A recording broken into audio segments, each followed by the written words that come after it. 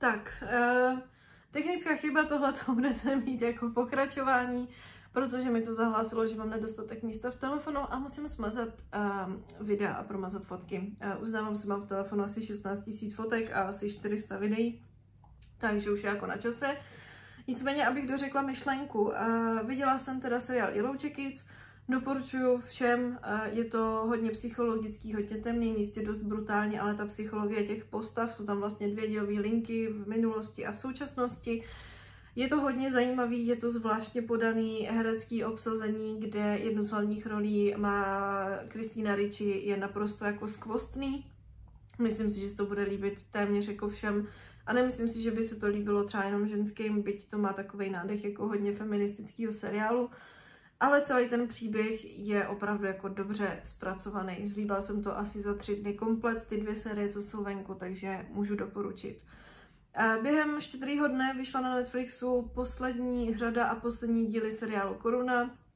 Byť nejsem člověk, který by úplně nějak jako hltal královskou rodinu a prožíval tady ty všechny jejich strasti a slasti.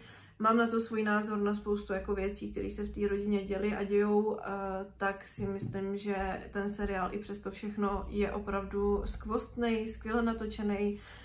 Imelda Staunton, která hraje teďka královnu Alžbětu v té poslední fázi, vlastně během toho stáří by mohla být královna z fleku. To je herecký koncert její, takže to doporučuji všema 10, bylo to absolutně skvělý, sjela jsem to na jeden zátah a užila jsem si to na maximum. Teďka během svátku vlastně přibyl na Netflix film Úsvit, na který jsem původně chtěla jít do kina, nakonec jsem na něj nešla, nebyl na to čas, takže hnedka, jak se objevil, tak jsem zajásala a pustila jsem si ho. Musím říct, že to je další důkaz toho, že my Češi, když chceme, tak opravdu ty filmy jako točit umíme.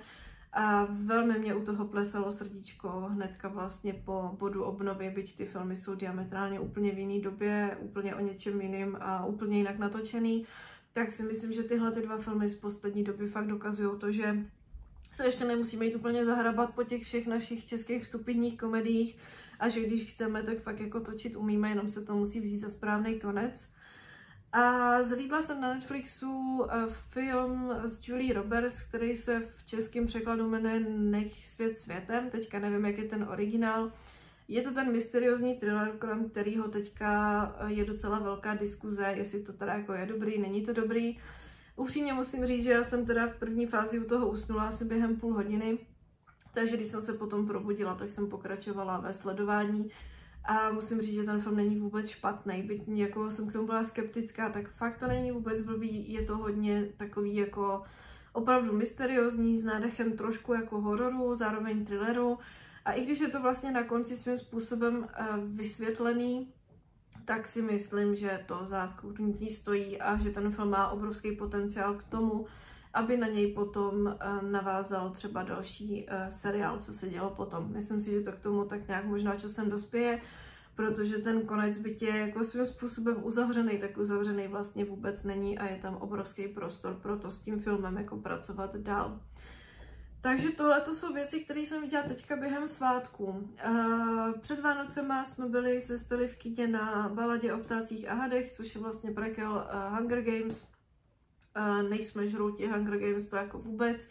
Četla jsem je vlastně poprvé až asi 3 nebo 4 roky zpátky, než jsem si koupila teda kompletní vydání, abych si to přečetla a věděla, o čem to vlastně jako je. Pak jsem to porovnala s filmama, ale že bych na to musela koukat pořád, to ne.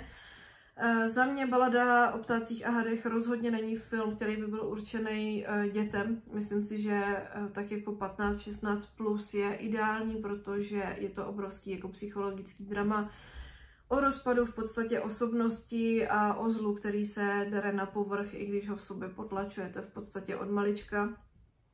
Natočený je to skvostně, herecký obsazení je super, s hercem, který hraje mladýho Snuma, jsem měla obrovský problém v tom, že je to samozřejmě blonďák a já ty blonďáky fakt jako nedávám, ale on jako herec ve svém normálním životě je tmavovlasej, takže je mnohem sympatičtější ve svém reálném životě než v tom filmu, ale to je jenom můj osobní dojem. Nicméně ten film je výborný, nečekejte ale žádnou oddechovku, je to fakt náročný, je to rozdělený na 3 etapy a fakt teda člověk nad tím musí jako trošku tomu dát pozornost a tak nějak se zamyslet nad tím, co se tam vlastně všecko děje. Takže toť takhle. No a to byly všechny moje knížky, filmy a seriály teda za poslední dobu. Třeba se vám něco z toho bude líbit. Já se omlouvám, že to je takové rozkouskovaný, ale bohužel hold místo v telefonu dochází a mazat to a točit po třetí 40-minutový video už opravdu dneska jako na to nemám, to po mně nemůžete chtít, takže se omlouvám, budete to mít takhle na 2 části. Já vám děkuji za pozornost a až zase něco uvidím nebo zase něco přečtu, tak si vám tady ukážu. Doufám, že to bude koukatelný s tím světlem. Já tady do toho čučím, už mě z toho fakt jako docela bolej oči, takže to jdu vypnout a schovat a jdu dopsat nějaký deníky a kdybyste chtěli vědět, jako, co jsem dostala k Vánocům za knížky, tak žádný, protože jsme fakt všecko letos odvolali a knížky k Vánocům si nedáváme, takže pokud mě něco opravdu zaujme, tak si to časem objednám, ale teďka to vůbec řešit nebudu. Číst, co mám knihovnu na čtení, mám plnou nepřečtených knížek, si myslím tak na 5 let dopředu, takže opravdu to není nic, co by u mě úplně hořelo. Takže vám děkuju, že jste se na tohle koukli, ale můžete mi dát tipy, na jaký seriály a filmy koukáte vy, co vás zaujalo, protože těch dobrých věcí je teďka fakt jako pomálu, takže budu jenom ráda. Mějte se krásně, opatrujte se a čau.